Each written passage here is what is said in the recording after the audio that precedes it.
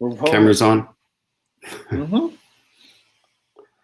We're streaming. I have warm water with lemon in it. That's a good start. It is. Cold water.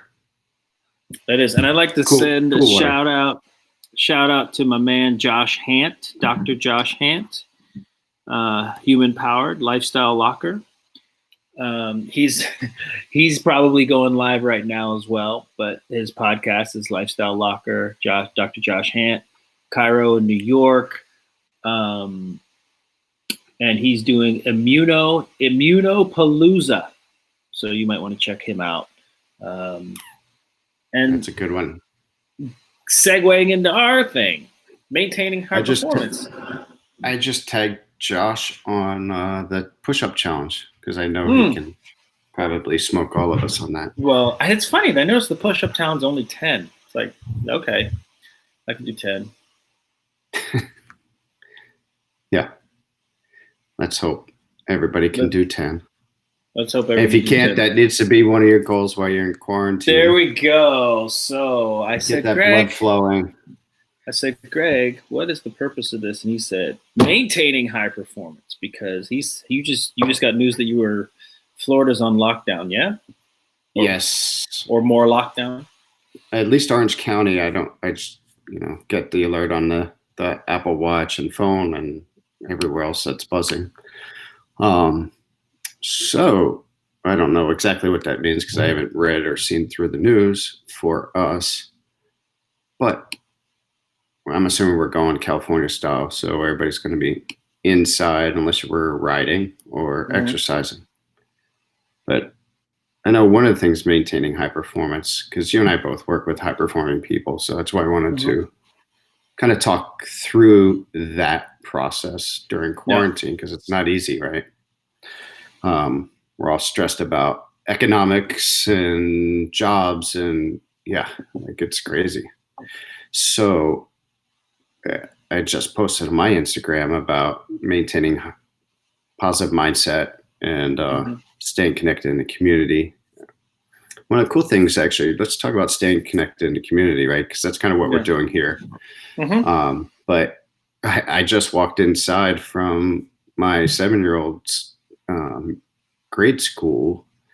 They had all the teachers in a parade going through all the neighborhoods, honking horns and waving, stood outside their houses and signs for all the teachers. And it's a really cool thing. So talking about staying connected in community, it's, whatever it takes to stay connected, it's super important, right? I'm sure you can elaborate on the psychological effects of that. Yeah, we're social beings, even if we profess not to be. We're social beings. So that connectedness, it's like one of the main drivers. So you have significance, connectedness, certainty, uncertainty. So these things are important to our well-being. It's kind of very Maslow-like, right? Like hierarchy of needs. But if you think about prison, if someone was in prison, they put someone in solitary confinement, right? Because they know that deprived connection, even amongst criminals, is a relatively severe punishment. So anything that any of us can do to stay connected somehow in some way, not just with the family, but also the community at large. Just like you and I, right? We're talking, you're in Orlando, I'm in Southern California, staying connected, whether it's your bike community, your work community, your hobby community, your community, wherever you live. Do your best to do those things. Obviously, congregating and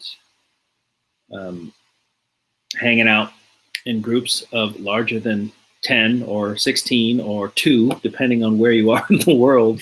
I heard something about Kashmir. So, depending on where you are in the world, congregating the rules might be different on that. So check your local listings on that. But to the extent that you can communicate and provide, I don't want to say provide value, because that's kind of businessy, but be of service to someone else, useful service, whether that's for money or not. I'm all for it. And I think I think that's actually would be good. Be good for everybody.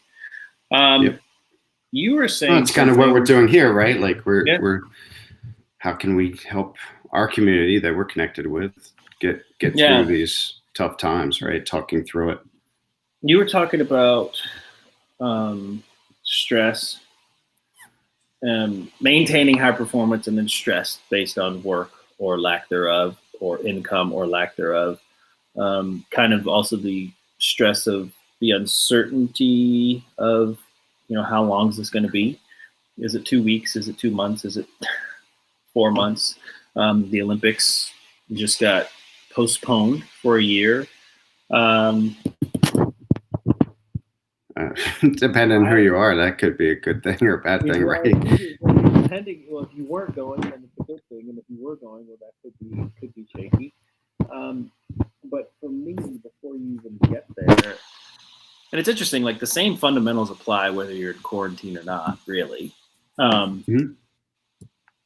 It's about defining what success is, right? It's defining what high performance is for you. So what are the outcomes we're looking for given the context, right? So even high performance now might look a little bit different than high performance 3 weeks ago, for sure.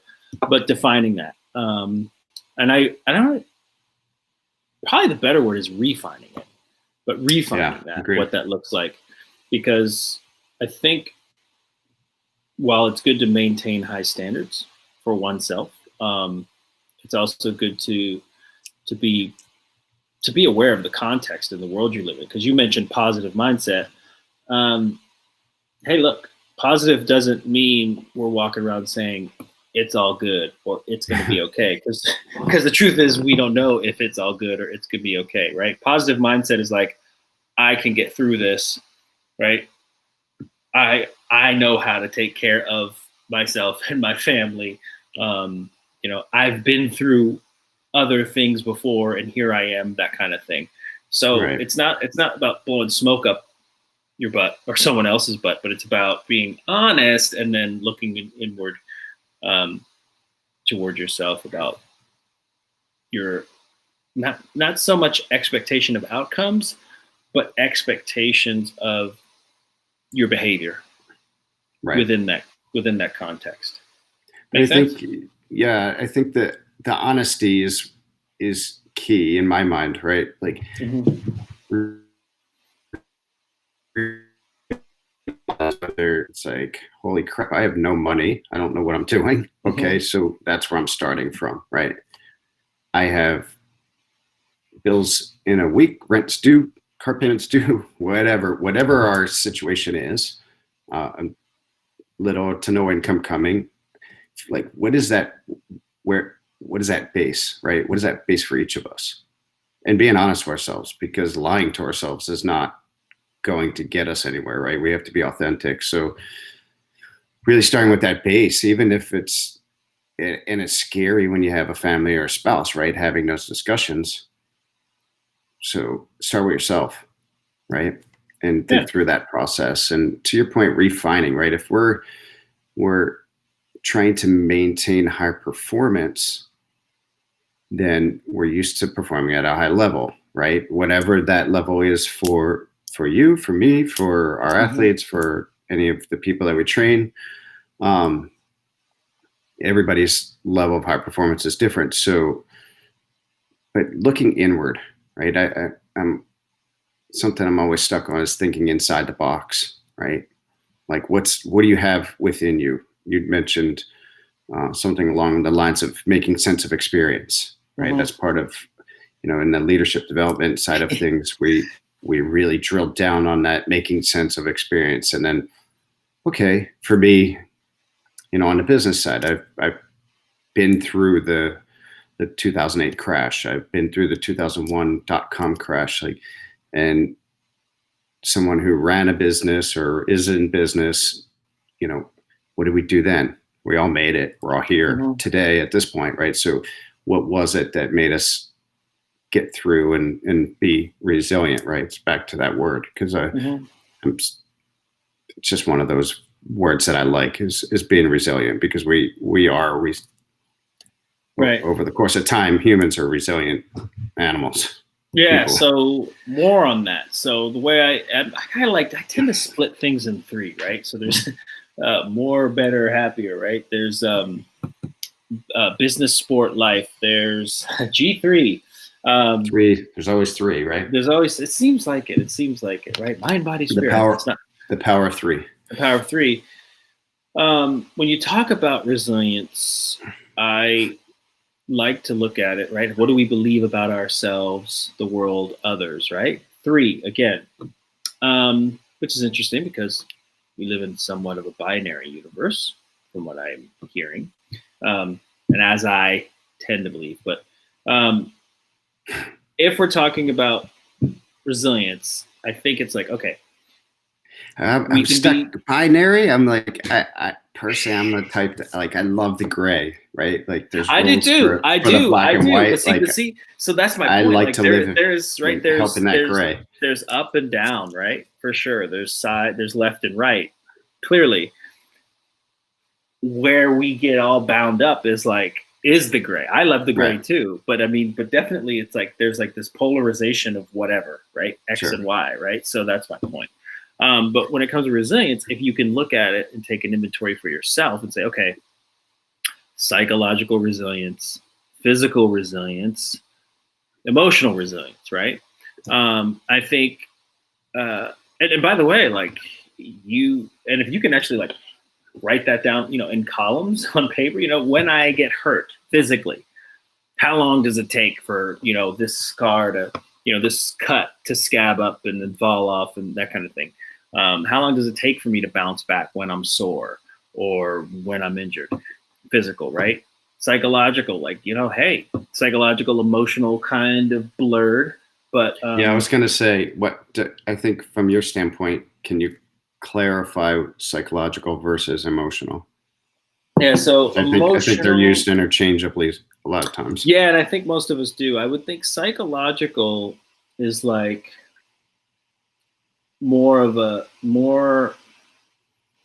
think it's because you want to go, people tend to talk emotionally when they talk not psychically, but psychologically. Yep. So I would say an emotional bounce back would be, I would say, like left at the altar, right? That's an emotional. Well, we're irrational beings, right? Right.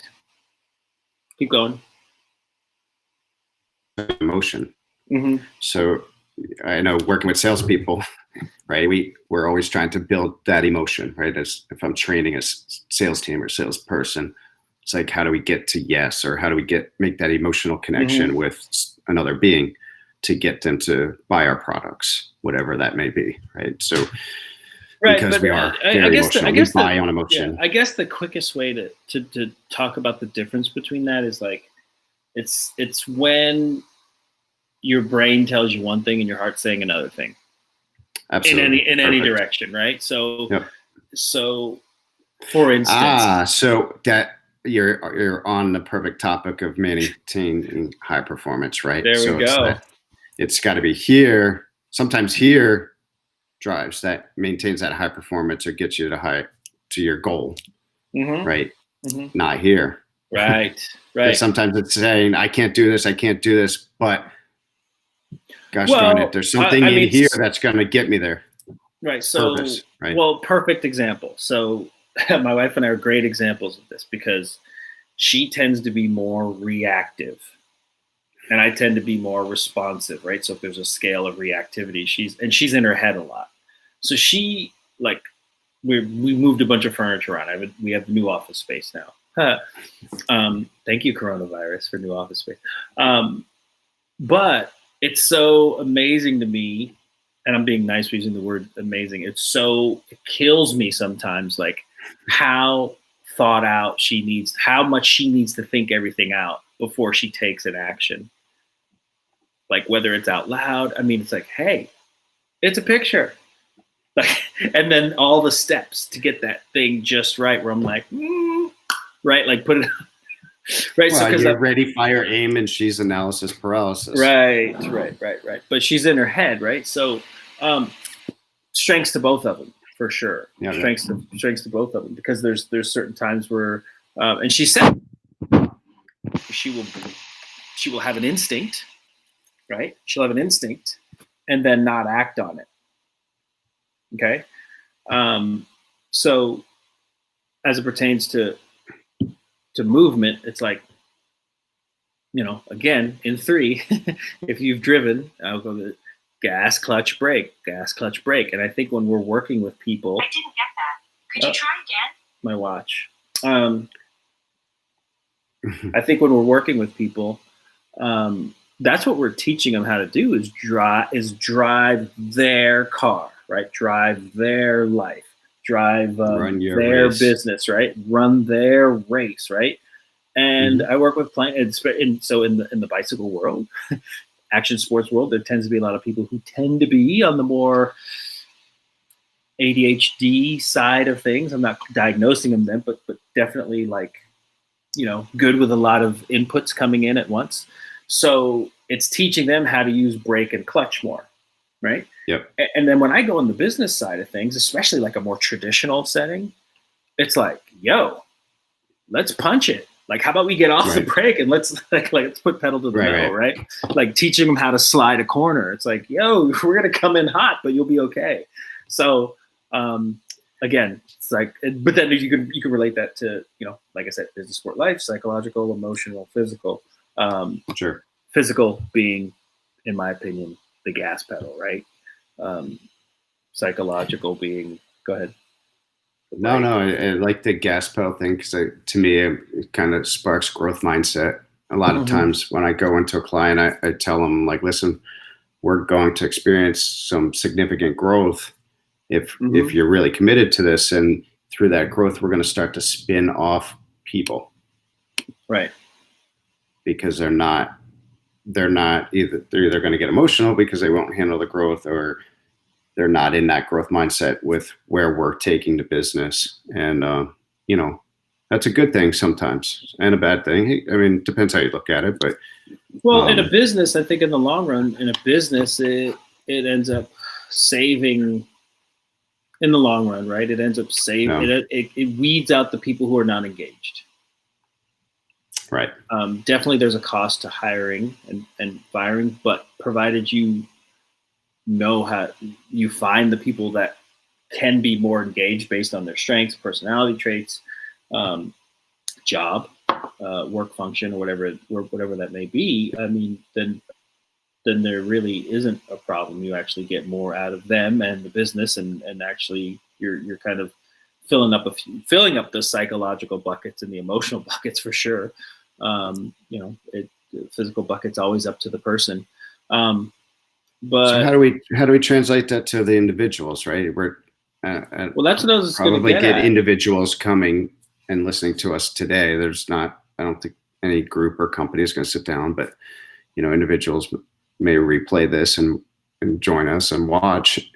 So how do we make sure they don't get spun out? Or how do we get people to maintain that high performance? Like, who do they need to engage? Who do they need to disengage from? I think everyone has more wisdom than they think, and I'm separating that from knowledge. I think everyone has more wisdom than they think. I think we think too much, and we don't employ that as much. And it's funny because in academics, it's almost like some people, not everyone, but some people get so smart that they actually sound like idiots. Right. Smart, too much, right? So I think it's sitting down and doing the exercise of like, okay, if I'm going to be quarantined, or if my business is slowed down, shut down, altered, whatever that may be, right? What do I think that will look like, right? What do I like? Just press the pause button, and say, okay, what's happening, right? And part of what's happening is we don't know what's going to happen, right? Right. But what's happening? What is my buyer's behaviors? What have been their behaviors like most recently, what have been my behaviors? What have my peers, just kind of like just take a while to observe things, right? And observe what's going on in your world, and then say, okay. And then you have to take that real inventory of what, butcher the English language, of what you got, right? Like, Right. Yeah. like, Honest inventory, right? Yeah. What do you have, right? What do you have from like a physical standpoint? What are the cards we're being dealt with? Yeah. Right? What do you have like from a physical standpoint? And how much money is in the bank, right? How much reserves are there? What do you have from, or maybe it's a product standpoint, and then also, like, what do you have? Like, what's your personal bandwidth like, given that the kids might be home, given that the wife might be home, given that you might have, whatever bills are due, or however much square footage to deal with, or, other stuff to rearrange in your life, right? And then start kind of remapping out, okay, this is what high performance looks like. I should say this is what high performance looks like. This is the lay of the land. Okay, so given the lay of the land, once you've taken that inventory, given the lay of the land, what is within my control that I can foreseeably get done? And your whole thing, right? Where can I plant some seeds if there is minimal transactions to be had? Right. So taking and then going to work on that. And by the way, do not mistake for a minute that high performance is only relegated to how much money you're bringing in. No. Right. I mean, it helps, and we can use that as it's a line item, right? But yeah, business, sport, life. So my point is, the like, money thing masks a lot of errors in our program, right? So that's where the fear, I think, is coming in now. Is a lot of us have been cruising along at a good pace, thinking we're succeeding until we get exposed. Yeah. Right? Like if you're on a win streak, and because you peaked at the right time or whatever it is, and somebody comes and beats you out of gate 8 one time, and you're like, that hurts your ego, right? Maybe that person just exposed your weakness. Emotional. Right. Right, emotional. But if you think about it, it's like, well, use the bike racing example. Lane 8 is a better lane at this race course. Right. Right. On his Instagram, he has been training hard. Who's to say I'm supposed to win every lap? Right. I want to. So that's, again, separating that emotional from the psychological. Look to every parent out there, their kid's not going to win every lap. Right. Right. So, but yes, that's, we go a long way. We humans, right, go a long way to protect our egos in this whole thing. And I'm not saying it like, go ahead. No vulnerability. Right. Or lack thereof, right? Yeah. Right. Well, again, another part, when we go through leadership development training, right, when I'm working with someone on that, we break down those vulnerabilities, right? The maintaining high performance is being vulnerable and understanding where you're vulnerable, right? So how do you address your vulnerabilities? Yeah. Well, put it this way. Dr. Lee, I talked to him last week, and he had a really good example of like movies, right? And be like someone being the hero in their story. And I love that. And I'll get to why I love it in a bit. But he talked about, like, no one's going to see the movie if the hero is like born and then they start winning and then they just keep winning and then it's the end of the movie. Like, like you watch the movie, whatever it is. Rocky Balboa got knocked out by Clubber Lang, and then he got knocked out by Drago, right? And then he got right. Like, that's the whole point of Rocky. The whole point of Rocky, those Rocky movies, is he gets beat up, and then you want, the intrigue is watching him rise back up, right? Star Wars, Luke Skywalker, Matrix, right? Like all of these again, threes, right? Lord of the Rings, all of it. It's the Michael Jordan story, right? It's like, I didn't play basketball until college, or Tom Brady is one of the last picks in the draft. Like, if Tom Brady was the Heisman Trophy winner and had the success he had, would we celebrate his success as much as we have? Well, I'll to prove you point even further. He's been so successful since then that people actually hate on him now. Mm-hmm. Like, they don't even realize he was that guy. Right. Right. He essentially he redefined who he is and what success looked like for him. I don't know where we were going with that. Hero, movie, vulnerability, right? So here's the thing. When we were going into the Olympics in 2016, I was working with my client. She's awesome. And we came up with this concept of like getting into character before you step into the arena, right? And the whole thing about getting into character, and I actually used a movie example, which is why I like what Dr. Lee said. I said, look, I just asked, what's your favorite movie? Whatever it was. A lot of people pick Will Smith movies. A lot of people pick, whatever. But it's whatever your favorite movie is. Maybe it's a Rocky movie. It's like, okay, Rocky's a good example. Okay, well, in that movie, did Rocky laugh? Yes. Did Rocky smile? Yes. Did he get angry? Yes. Did he get, was he sad? Yes. Did he cry? Probably. He definitely did with Adrian many times, right? Like, right. Or at least it was intimated that's what was going on in the way they filmed it. So in that movie, Rocky essentially had the full range of human emotion. Okay. And in that movie, Rocky also did very basic things. Ate, slept, right? I would imagine as a human, he went to the bathroom, like all this other stuff, right? Made money, lost money. Yep. Okay. Right. But he's still the hero.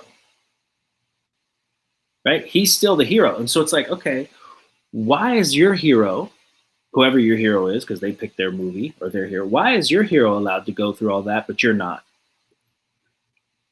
That's right. kind of where I'm going with this, right? So it's like, okay, what's your best self, right? What is your best self? Like, who are you at your best self? That's your character, right? And so every time you step into the arena, or every time you step into, the gym or that pitch session or that meeting or whatever it is, get into character. Now, we work a great deal on like creating like a routine and blah, blah, blah, and all these very specific things to kind of get there. But I don't say the pin drops, but usually what happens is they realize that they don't have to get into character because they are that character over time. Right? They are that person. So anyways. Yep. So for people watching, what is the question?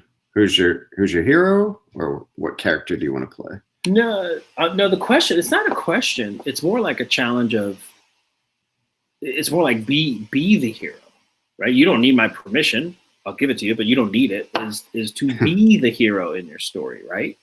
But recognize that the hero, going back to vulnerability, gets his butt kicked from time to time, right? The hero takes some hits. It's kind of part of the deal. Yep. Right. And takes hits in any domain that you're working to be a hero in, right? So high performance is not I don't lose. High performance is I work my best to win despite what may be going on around me or even in me. Yep. Yeah. So scoring 36 points with 104 degree temperature, right? Yeah. Yeah. Exactly. Jordan with the flu. Interesting story about the Bulls and their championship game against the Utah Jazz, but we'll probably tell that story at another time. I think we have told that story on your podcast. On the podcast. I thought you were going to say because they use strengths. That's one of those. Phil Jackson used a strengths-based approach to managing that team. He did. Talk more about that. So I was trying to go strengths proof this go around, but he identified the team's strengths, right? Mm-hmm. And then with that philosophy of the individuals don't have to be well-rounded, but the team does, right? So when you look back, and we're really kind of dating ourselves, but when you put in, I'm going to make it more relevant, when you put in a Draymond Green with a Steph Curry, or, the Rodman with the Jordan and Pippen. Mm-hmm. Back then everybody was like, what the heck? Why did they pick Rodman? But he rounded out that team from a strengths perspective, right? Right. He knew how to motivate everyone, including Rodman, right, to perform for 60 minutes a day. His job wasn't to motivate and get him to do stuff outside of those 60 minutes. His job is to motivate the team for 60 minutes, right? So taking that strengths approach, knowing what makes everyone tick on your team and how to motivate them is key to maintaining high performance, right? 6 championships, And matter of fact, Steve Kerr played on that same team. So to me, there's no coincidence that the success you saw with the Bulls is then you saw again with the Clippers. I'm sorry, not Clippers. Sorry. Golden State Warriors. All right. California. Yeah. Okay. I'm East Coaster. It's all the same. So, right. Okay. So I'm going to push back. What do you say if someone says, well, right. So there's a way to find out your strengths. That's pretty easy. You can even guess at them. But if you want to find out, you do Gallup Strength Finder. But what if someone says, well, everything I like to do is out there and now I'm stuck in here?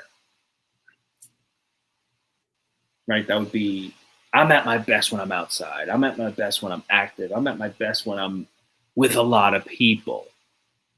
How can I do all that stuck here at home? Well, the question is, how can you, right? Like, my son is very social. And he's asking the same question. Like, oh my gosh, he's going to shrink up and like a raisin because he can't see his 25 friends today. Like, worst news ever. He's quarantined. Okay, well, figure out how you're going to do it. Are you going to be social? Are you going to be active on your social media? Are you going to be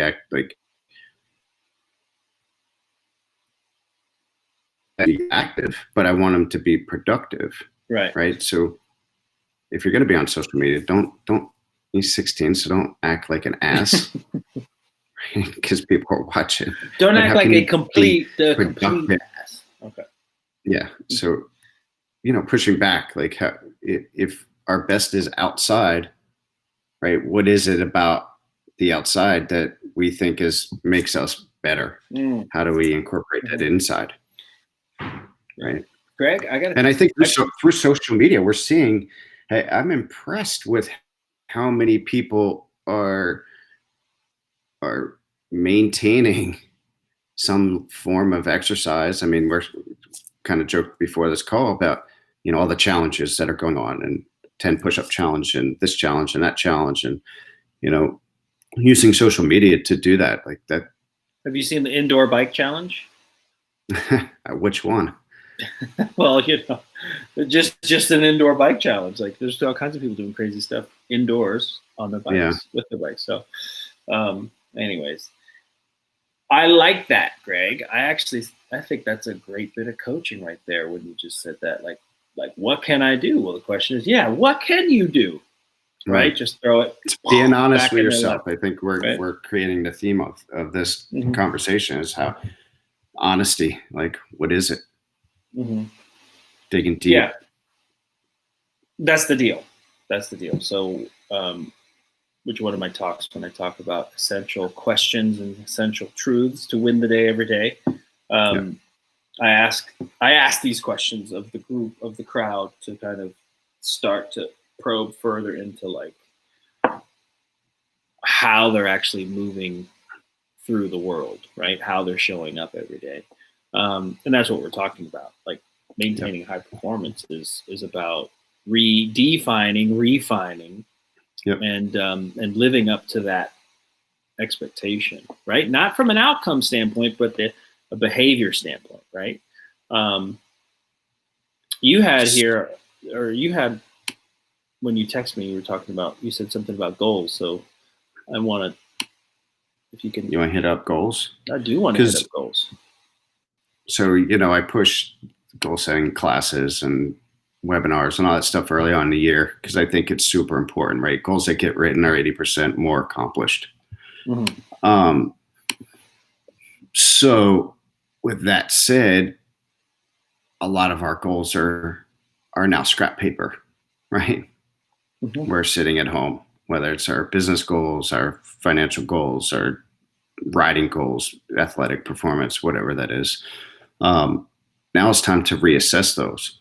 Mm-hmm. And with that lack of clarity of where we're going to be, I don't know what we're doing next week, let alone 12 months from now. Right. But I guess my coaching advice would be, and I've been working with people on this, is let's break those goals down daily. Mm-hmm. Right? Because that's all the certainty that we have is what am I going to do today? What is my goal today? Right. Yeah. How can I move your long-term goals need to remain your long-term goals, right? We need to adjust those. But the other thing is, like, a lot of people, like, if I want to lose 10 pounds, okay, start by let's break that down, right? It's the compound interest point. I think you posted on that recently that 100 calories a day over the next 7 days is 700 calories less per week. That's 2,800 calories over the course of a month. That's sometimes 2 days worth of calories that you just cut out by just cutting out 100 calories a day. So, breaking those daily goals into as minute as you can get, right? Because we want to achieve bite-sized morsels. And if we're not achieving to where we expect to be achieving because we are pent up in our houses, our homes, wherever we are, maintaining high performance is about achieving. So we have to keep that achievement going in our mindset. Our mind needs, at the end of the day, our mind needs to say, okay, I achieved this, or I achieved these 3 things, or I achieved these. Keep sanity of maintaining high performance.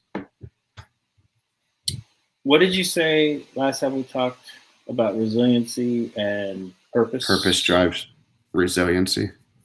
Right. So the more purposeful you are, the more resilient the more purpose you have or are, right.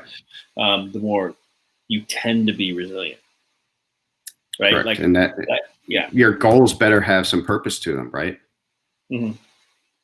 Like yelling at my kids 15 times today is not a purposeful goal unless I've been yelling at them 30 times, right? It's all relative. But you see my point. Yeah. I like the bite-sized chunks. I like looking at it that way. I think there is, so I guess the question, right? Because you asked me earlier, what's the question? I guess the question for people is, or the challenge is, what is your refined version of what does high performance look like now? Right. So if you're not waking up and going to the office at 7 and coming home at 6, which I don't know, that's not high performance for me, but if that's your jam, if you're not doing that, what does it look like for you now?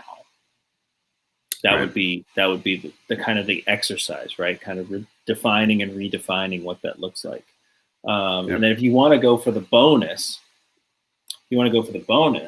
I would invite you to define and redefine that with the context of your business, your sport or health, and your life, right? Like all of it, not just this one area.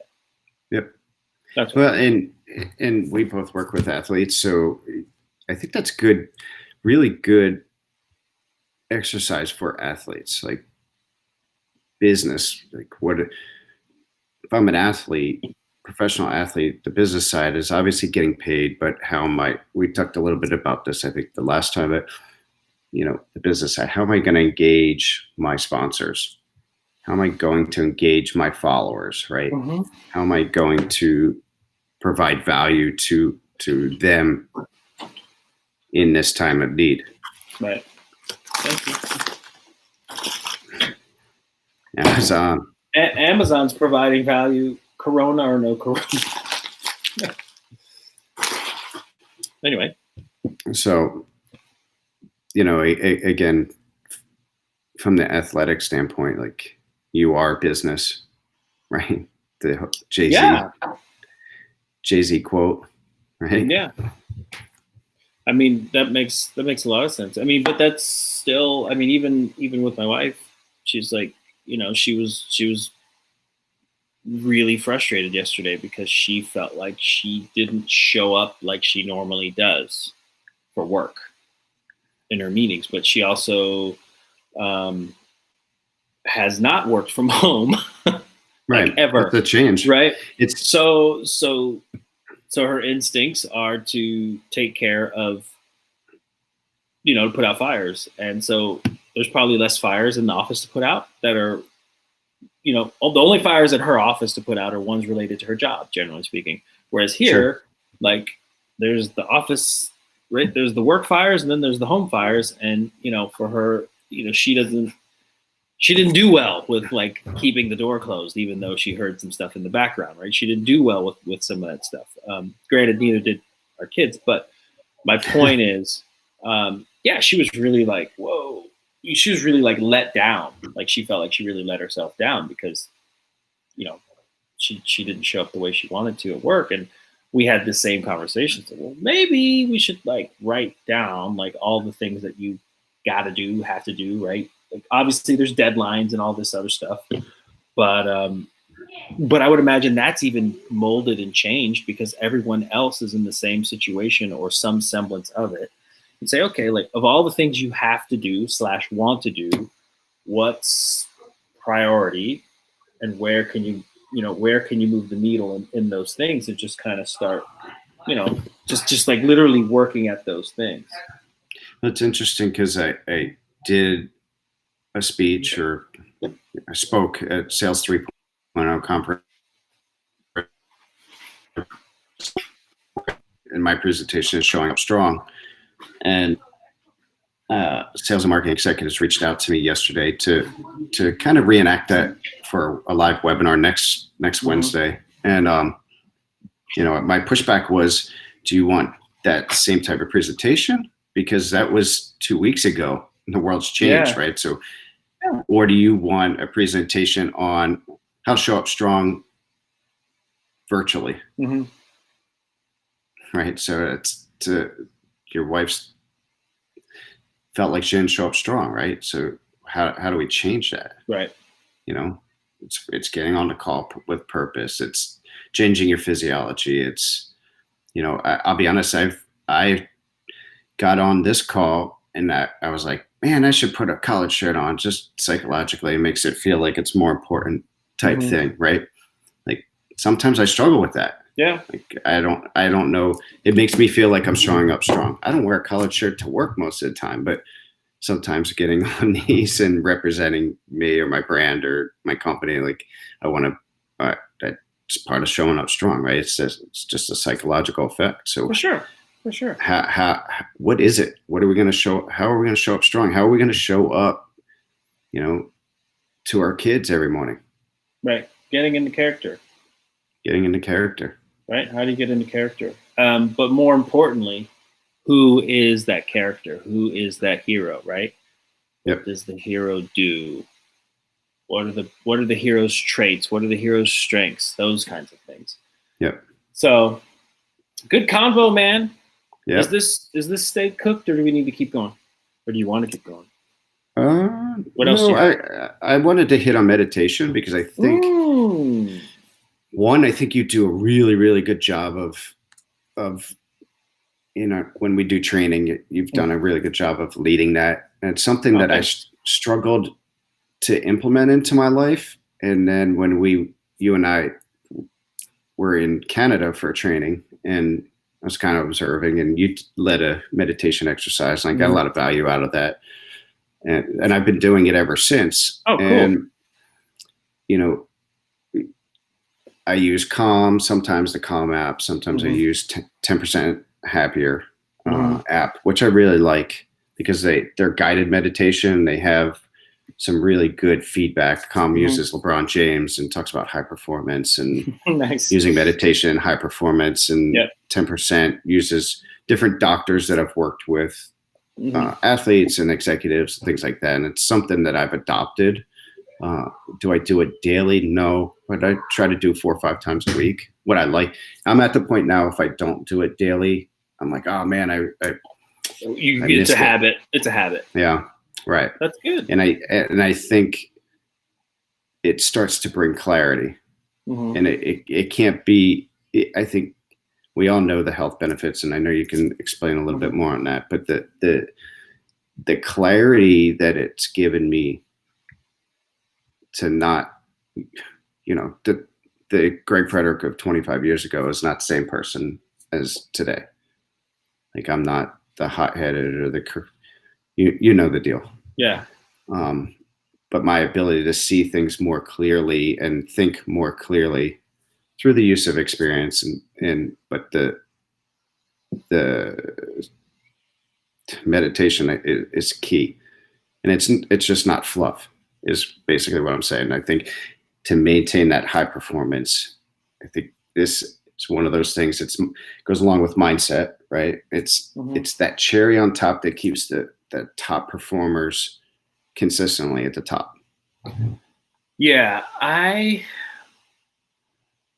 love clarity, right? And even when I'm speaking, I talk about how much easier it is, literally, when the brain is clear on a thing, how much easier it is to do or get that thing or be that thing. Right. But I think in hearing you speak about meditation and my practice of it, off and on, since 19. And I think that's the key, right? That's the key. It can be off and on. Since 1997. And teaching it's not so much the clarity, although it helps. It helps with clarity. And if you get more clarity, great. But I think for me, and what was coming up for me when you were saying that, it wasn't clarity. It was not strength, but being grounded, like centered. I can't agree more, 100% more. From like, it's one of those trigger moments, I think, when we were in Canada and we did the thing outside, and oh, cool. Like, I hate being barefoot. Like, it's just not my thing. I would have kept my shoes on too. I did. But that group was a little on the nature side of things, so it's all good. Yeah, but the grounding part is real. Yeah, it is real, and I do have people do that. Take your shoes off, and like, boom. I don't know if I didn't take my shoes off if I would have felt as grounded as I did. Right. I haven't taken them off since. Right, but it's that grounding. It's the grounding, right? So, because the truth is, you may not be certain. Like, you may not be certain. You literally may not know what to do next, or how you're going to fix this thing you got yourself into, whatever it is. Okay, I mean, I can't expect everyone to know those things, right? Like, there's a gazillion different scenarios in anyone's given life. However, if you can move, I'm going to use like a Jedi, right? Like, you can move with that kind of, I don't want to say discipline, but if you can move with that precision, Or that right? force, right? Or that force, right? Yeah, the force, right? But if you could move like that throughout the world, right, with knowing you are personally fortified, grounded, centered, right? Then even you're more okay, even when you're kind of not okay, if that makes sense. So it's kind of being it gets you, it can help you become. And I say this in the context too because you came off of sports, and in sports, like I don't care what the stats say, I don't care what your training says. The reason why you line up, whether it's on the football field or the racetrack or whatever it is to find out who's actually going to win this thing, right? Like, if it were as easy as fantasy, pick your sport. I mean, and not that that's easy, but it's not just stats, right? It's literally like it's a game, right? And it can go any direction at any time. And sometimes there is, sometimes the better team doesn't win, right? Why? Why is that? It's because there's other dynamics at play, right? And I always just say, like, I made a career out of beating people better than me. Like, I was actually okay that I wasn't the best or the fastest, except for the fact that I really was like, but I felt like I could perform in most situations, right? Mm-hmm. And that has nothing to do with like some kind of clairvoyance or some kind of like, I know I'm going to win, or I mean, it was really just like when I was at my best, I still had nerves. I still felt nervous. I still was like, sometimes I was really confident. Sometimes I wasn't.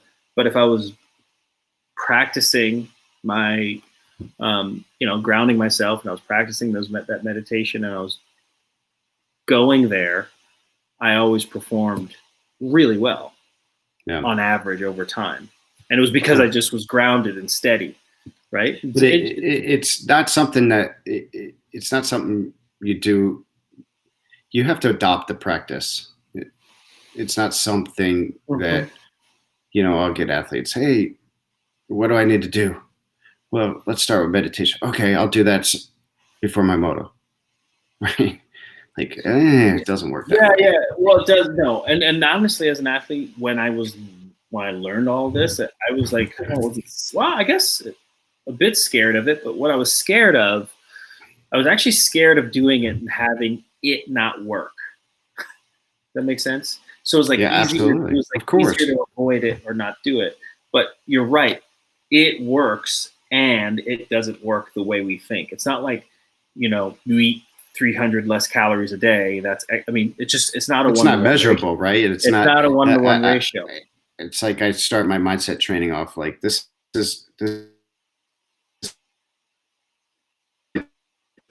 It exists, but we can't touch it or feel it. Correct. But I know that when you practice it, you're there, so to speak. You're, just doing it poorly is better than not doing it at all. Period. Right.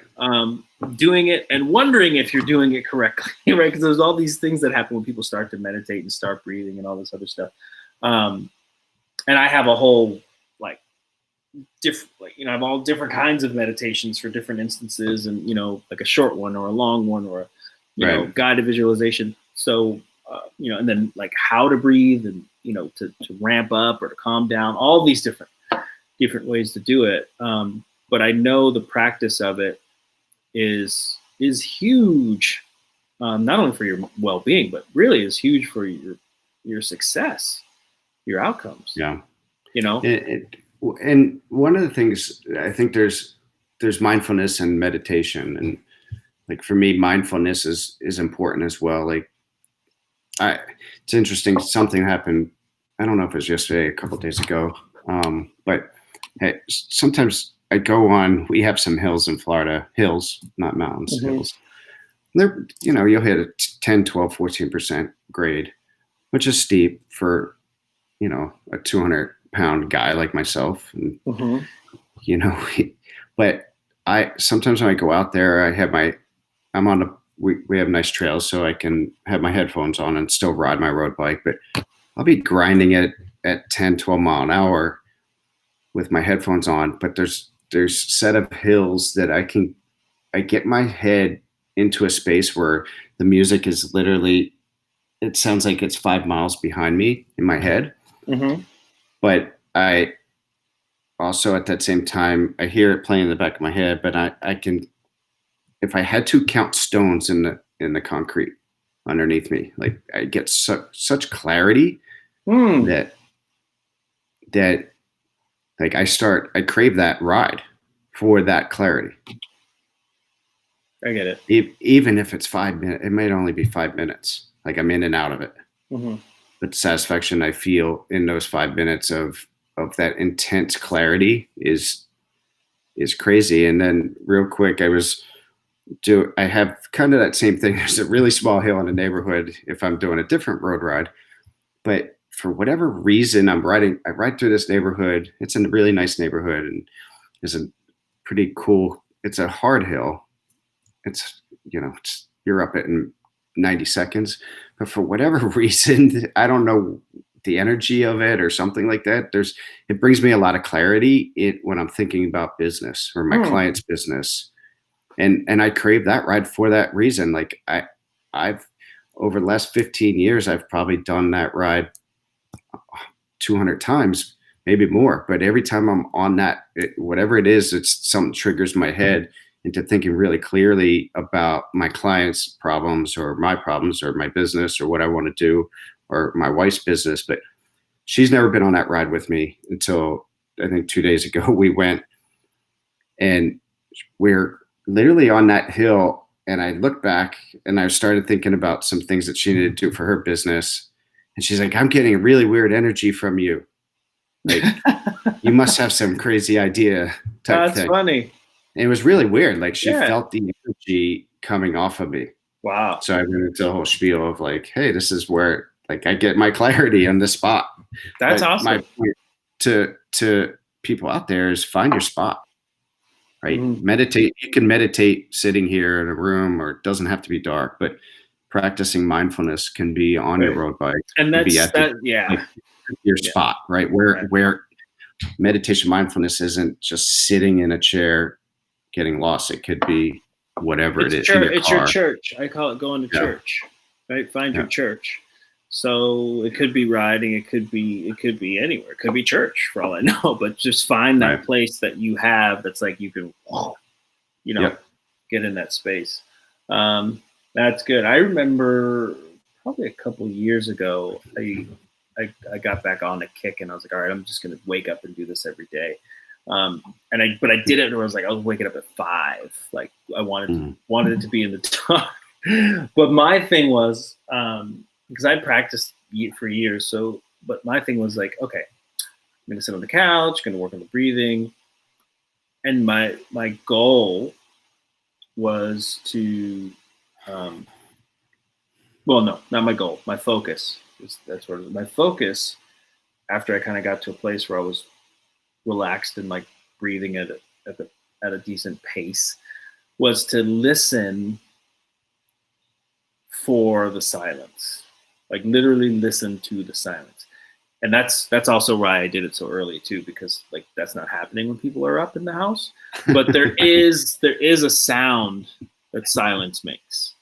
Yep. And then listening for that. And then like focusing in on that and seeing how loud it can get. Sounds kind of trippy, but it was a great way to start out the day. It was a great way to start the day. But then you could do, but you, like you said, when you ride, that's meditative. I mean, sometimes when I go to the gym, when I come back from the gym, and then after I stretch, I just sit on my knees and just do it right there, like a minute. It only takes that much, right? So, and especially the more you do it, the easier you can get into that place. Right. You can just like drop right in. And that's the key, right? That is the key. Right, getting into that place on spot. Like I told you last time when I spoke at that sales conference, I felt like I took 2 minutes to kind of meditate from one of the chairs in the audience. Like I got up and I was super clear on how I wanted to present and what I wanted to present on. And it was like, and I've turned that corner right on the meditation thing. So. Nice.